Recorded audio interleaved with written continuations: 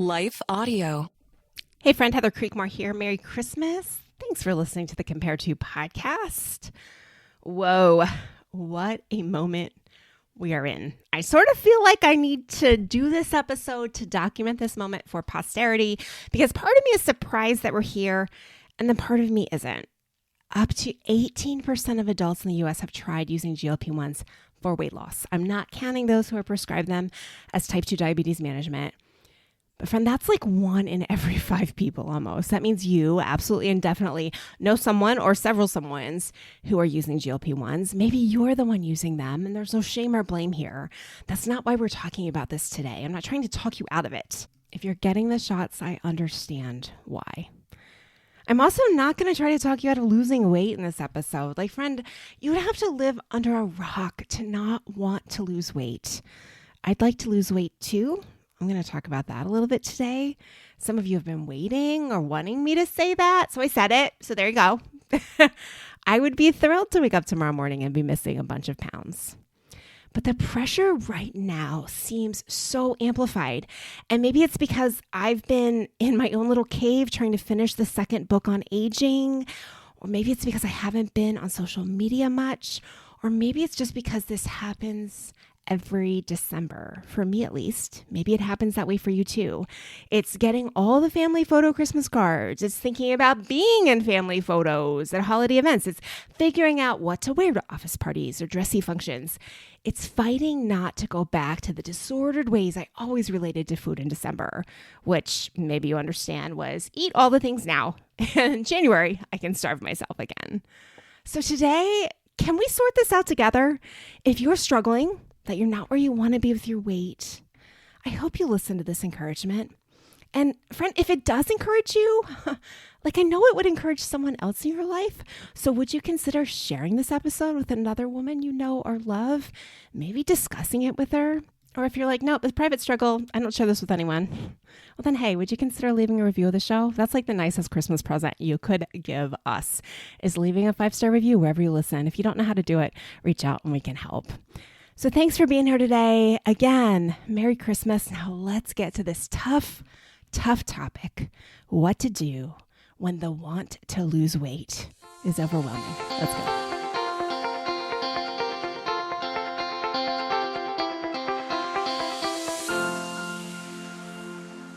Okay, well, today's show is, I'm not going to say sponsored in part by, but let's say inspired in part by the reality that I had a few clients this week, new clients, who literally or almost apologized because they wanted to lose weight, as if they were saying something bad when they confessed that to me. And they were clients who listened to the podcast. And I think that they had taken from listening to certain episodes of the podcast that it was bad for them to want to lose weight. And I was happy to let them off the hook with this truth. Like, you would have to be abnormal if you didn't want to lose weight.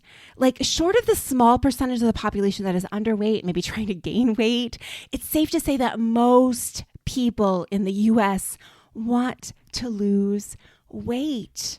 It's okay. Now, here's where it gets tricky, though. Some of those who want to lose weight wear a size 2. And some want to lose weight so they can fit back into that standard size 20. And that's where it gets so deep and so complicated. Because each of us is convinced that our struggle with our body and our desire to shrink is about something inside of us. It's something with us is flawed. This is my problem. It's my body that's the enemy. It's me that's the issue. It's my willpower. It's the way I eat. It's the way I exercise or don't exercise. This is about me. But friend, if we can just, let's zoom out. We can pause and step back and say, wait a second here. If everyone, almost everyone, wants to lose weight, no matter what her size, it's got to be about something deeper, right? If we can zoom out, we have a chance of seeing that this problem isn't actually just about our bodies. It's about something much deeper. And I mentioned in the intro that we needed to note this moment this cultural moment for all of posterity. And here's what I mean by that.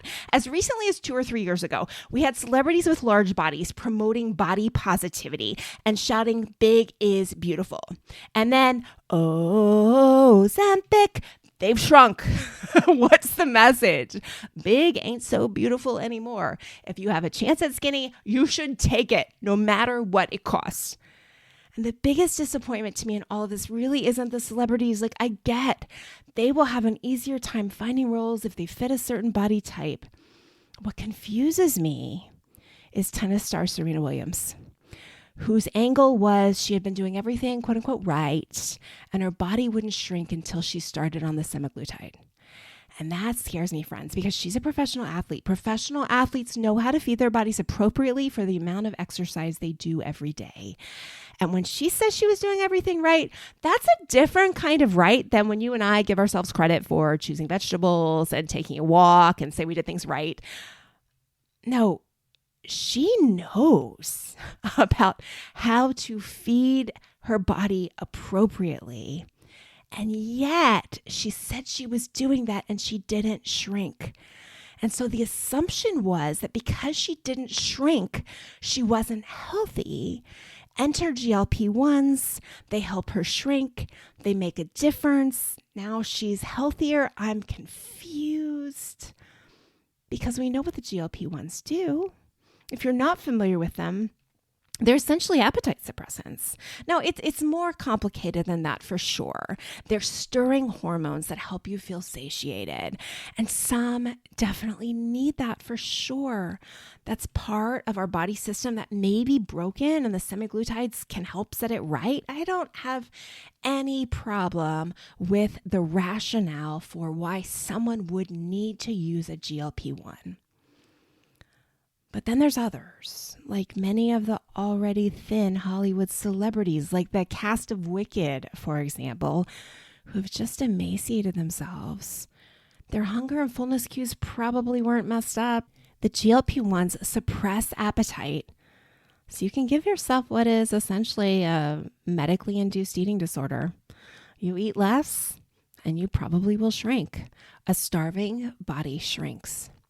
And the cultural moment is this. I've never been a big body posi fan. Like, body positivity movement is not one that I signed on to.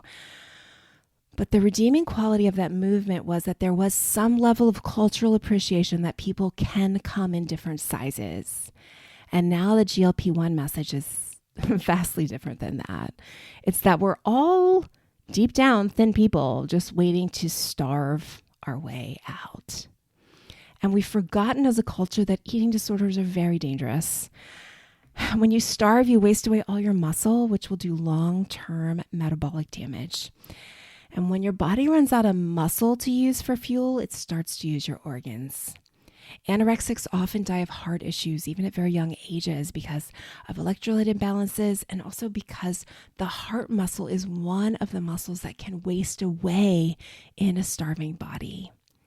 It's so dangerous, and yet it's popular again. It's glamorous. We're dying to be thin again. Didn't we already do this in the 1990s? Like, I thought we had learned better. And again, please hear me. For some, there's definitely a place for these medications. A good doctor shouldn't give it to someone with an eating disorder background. If you have a significant amount of weight you've been battling to lose, this might make sense for you. If you're a professional athlete who just had a baby, or a Hollywood star who already wore a size 2, I'm just going to say it. I think this is very dangerous. Of course, reality check here.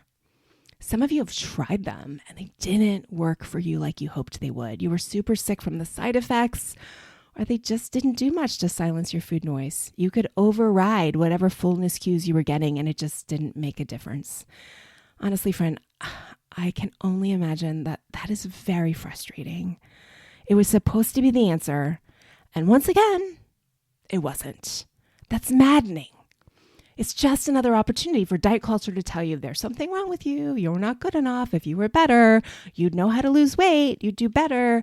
I'm so sorry, friend. Do not listen to that because those are lies. But I'm sorry, this added layer of the medications are making this whole relationship with food and body thing even worse for you now. That's hard. But let's zoom out again. Let's take a 30,000-foot view and let's get personal. I know what you mean when you say you just want to be smaller. I know why you want to shrink. And I know why you believe in your heart of hearts that thinner is always better. Because part of me really wants that too. And I'll say more about that right after this quick commercial break. You see, the GLP-1s are so tempting because it seems like we can snap our fingers and shrink. And some of us have been waiting for that opportunity our entire lives. Like, I've personally wrestled with the thoughts of, well, maybe I could do the microdose. Or what if there is something wrong in my body that only the GLP-1s could fix? Like, shouldn't I try it? And yes, friend, hear me. I have so much freedom from my body image issues. I really do. I don't spend a lot of time fretting over my body or how it looks anymore. I feel very alive in my purpose, and I don't spend a lot of time worrying about how you think I look. I really do feel free in the body image arena. And yet, and this is a big and, I'd like to lose some weight. When I first started talking about body image issues, it was a little more than a decade ago. I was 40 years old and I wore a size 4. Now, that statement is appalling to some of you. And then others of you are like, oh, I get that. I struggle a lot, even though I have a small body.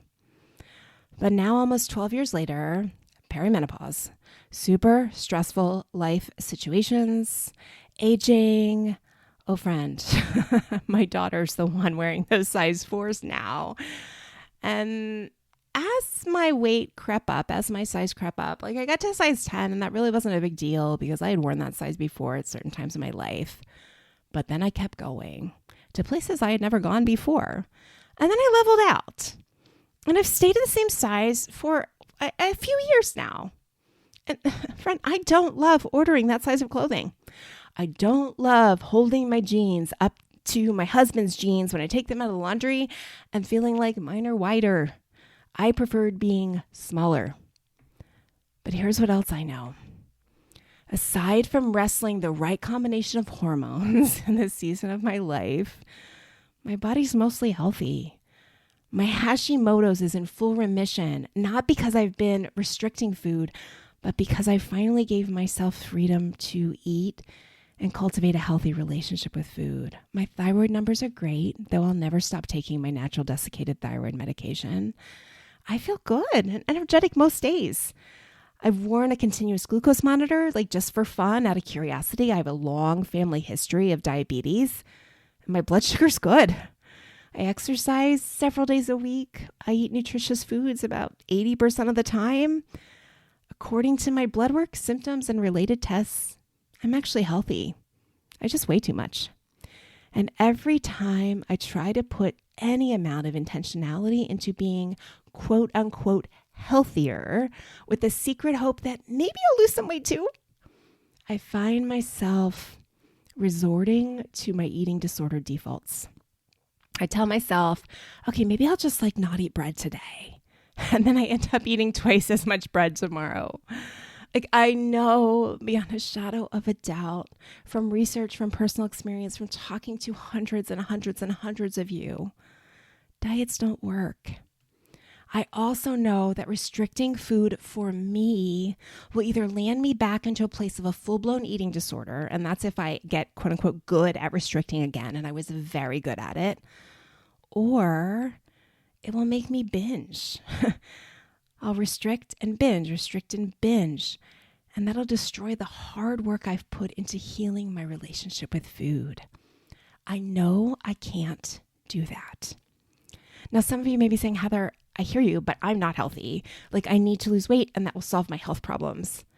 Oh, I see you. I hear you, friend. And I just pray that you have a wonderful, understanding doctor who doesn't get his or her information on health from social media. Because I was just reading the other day about how keto carb-free diets are now being associated with greater levels of Alzheimer's and dementia. It's a dangerous roller coaster we've been on for the last few decades of cutting out entire food groups so that we could lose weight. And I know for many of you, you followed that plan because a doctor told you to. Some of you went fat-free in the 1990s when a doctor told you that was the best way to lose weight. And then 20 years later, the doctor said you had to be carb-free. Maybe there was some vegan period in there.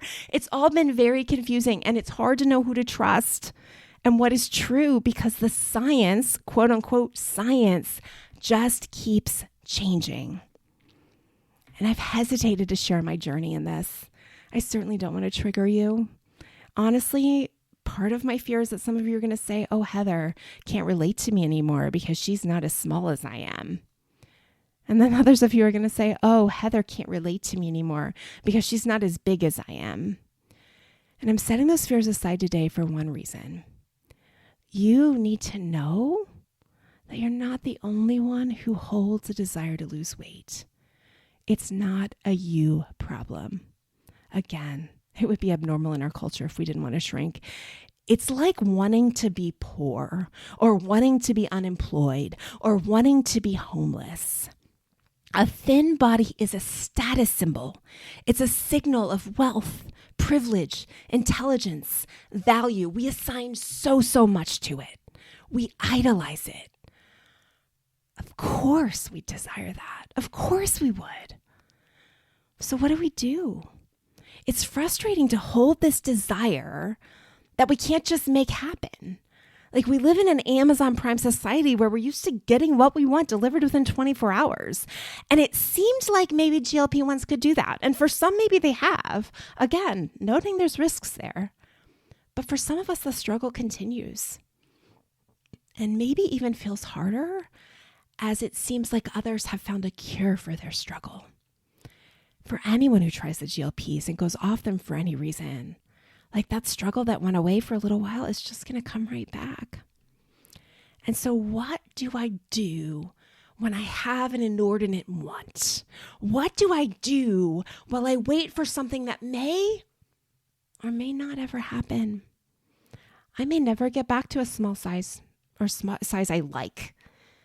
I don't seem to have that kind of control over my body anymore. I could spend my entire life trying to self-optimize and troubleshoot every little thing with the hope that maybe I could change my body size. And none of it might work. And that means I have to count the cost.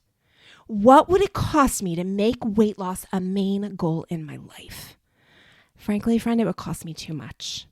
It would cost my ability to be present with my family because I know what I'm like when I am trying to follow a plan. It would cost me not being able to eat meals with them. It would cost me a lot of mental stress and frustration as I'd have to turn my focus back to thinking about food and exercise and my body and what the scale says all of the time. It would cost me in my relationship with the Lord because that body image idol is so tempting for me. I want to listen to it. I want to believe that as soon as my body is, quote unquote, good again, then I'll be able to have this amazing Christian life. But I know that's not the truth. Once that idol gets me to follow it, I keep following. And I can't serve Jesus and that idol. For the sake of eternity, it's better for me to stay this size and put that idol aside so I can keep my eyes on Jesus and not be distracted by body change goals that are dictated by a body image idol. But here's the other truth. I don't want to be the biggest one in the friend group. I don't want to be the biggest one in the picture. I don't want to see pictures of me on the internet and wonder how in the world I got so large. Friend, I did a speaking engagement not that long ago, and they took a picture like from below, aiming up and to the right as I was sitting on a stool. Not a great angle. I want to be the thin one. I want status. I want you to see the photo and think, wow, she looks good. I want glory. Yuck. Did I say that out loud? I write about this in my 40-day body image workbook, close to the very end. But my struggle for glory is pretty similar to someone else's struggle for glory. Yeah, that's Lucifer, the most beautiful of all the angels. He wanted to be better than God, and we all know how that's turned out. And you may say, Heather, I don't want to be better than God. I don't want to be better than all my friends, or at least as good as them. I just want to look better in pictures, like just for me. I hear you. And yet, what's it going to cost us? So what do we do? What do we do when our want overwhelms us? How do I keep just going through day by day, holding this want, this desire, this goal for some of you, and yet knowing I don't have the power to snap my fingers and make it happen? What do we do with this want? Well, here's what I think we do. I think we have to hold a posture of humility from a position of secure worth. Okay, that's not the answer you're looking for, but track with me here. I'm going to say it one more time. Hold a posture of humility from a position of secure worth. Philippians 2. Jesus modeled for us a posture of humility. We read how Jesus emptied himself of all of his glory, and that was glory that was rightly his because he was God, but he came to earth to be like us. He took the human form of a servant. Isaiah tells us that the body he chose for himself was nothing to look at. I mean, wouldn't his mission have been easier if he had chosen to be the best looking guy on the planet? I mean, then everyone would have paid attention and respected him, right? Seems like that would have been an important part of strategic ministry. And yet he didn't. He modeled for us a posture of humility. He modeled for us what it's like to not live with selfish ambition or conceit. He did not rely on his looks. He didn't fret over whether or not he was good looking enough. He spent his life on earth serving the interests of others. And that's what we're commanded to do too in this passage. Anyone who tries to make it seem like being a good steward of your body is the most important thing you can do for the kingdom really needs to read Philippians. Jesus wasn't all about himself. He was all about others. But here's what we often miss when we think of humility. We're quick to say, oh, I've got that. I've got humility because I already think everyone else is better than me. But that's not true humility. Remember, our answer is holding a posture of humility from a position of secure worth. Humility isn't deferring to everyone because you feel like you're scum and they're awesome. Humility is knowing your value, being secure in your worth, and still deciding to elevate others above yourself. Thinking of others first, putting others' interests and needs above your own. It's not deferring because you feel like you're the least. It's choosing to be the least here on earth because you know God has already chosen you. And you already have crowns and rewards waiting in heaven. You know this isn't the life that really counts. Not that you blow this life off. No, God gave you people to love, gifts to use, stuff to do here. But you know that you are not of this world. You know that this culture's way of thinking and doing things is different from God's. And at the end of the day, you're going to choose to obey him rather than believe how the social media influencer promised a better life here. It's Christmas time. And the Christmas song I love, Oh Holy Night, I love it because of that one line. Then he appeared and the soul felt its worth. Our souls will never feel their worth apart from Jesus. And friend, isn't that really what we're longing for? Like, okay, yeah, we can say like, I want to be healthier. I want to be able to move better. You know, I want this or I want that. I just don't want people to overlook me anymore. Like, I want to fit in. I don't want to be the fattest person in the picture. Like, all of that is true. And yet, at the heart of it, I just have to wonder if I just want to feel my worth. I just want to feel valuable. I just want to feel like I'm lovable and worthy and I'm okay and I fit in and no one's thinking bad thoughts about me and I won't be rejected. I want that kind of security. I want to know my worth. And this is that reminder. I can't know that worth apart from Jesus. No amount of weight loss, no amount of surgery, no amount of fixing, trimming, reshaping, no amount of trying to get everything right in my diet and exercise and health things. No amount of self-optimization is going to make me feel my worth. It just doesn't work that way. We were not designed to feel worthy based on how our bodies look or really any of our achievements, right? I think about Paul saying like all of his resume is dung in light of the gospel, in light of Jesus. And that has to be our posture too. we can only have a posture of humility from a position of secure worth. Once I know my worth is found in Christ alone, period, it's settled. I'm not still trying to earn it. I'm not still striving for it. I'm not still trying to prove it. My worth isn't 10 pounds away, 20 pounds away, 120 pounds away. No, my worth is settled.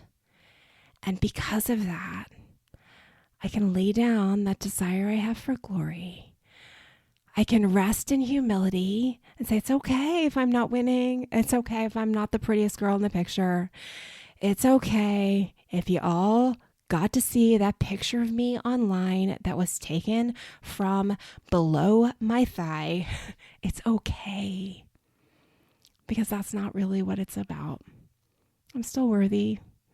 God loves me. He sees me. He knows me. He has a plan for me. And so, if your want to lose weight is just overwhelming you, here's my charge. Be overwhelmed by something better this Christmas season. Be overwhelmed by the fact that God, the God of the universe, made himself a person, not a hot person, a person, so that he could come and be rejected and die the death that you and I deserve to die because we're the ones that committed the sins. He didn't.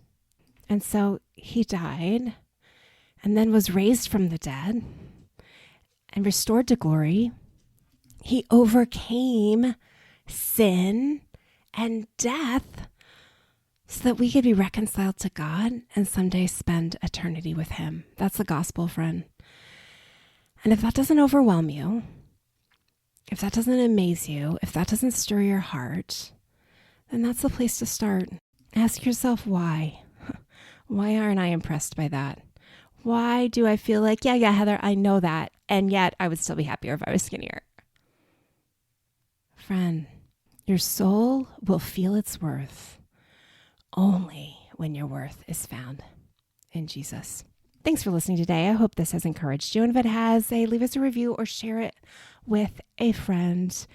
Starting December 30th, I've got a series of interviews with real women who have gone through our programs, but real women who started off with big body image struggles that we have been able to help and walk with over the last few years. You're going to really love hearing their stories. So make sure to tune in starting the end of the month into the new year. And hey, our next 40-day journey will start on January 20th. If you need more of this kind of encouragement, if you've tried all the health and diet things, you've tried all the exercise things, you've done the same thing over and over again, you're expecting different results, friend, try a new way this year. Join us on the 40-day journey. It begins January 20th. You can find out everything you need to know at improvedbodyimage.com.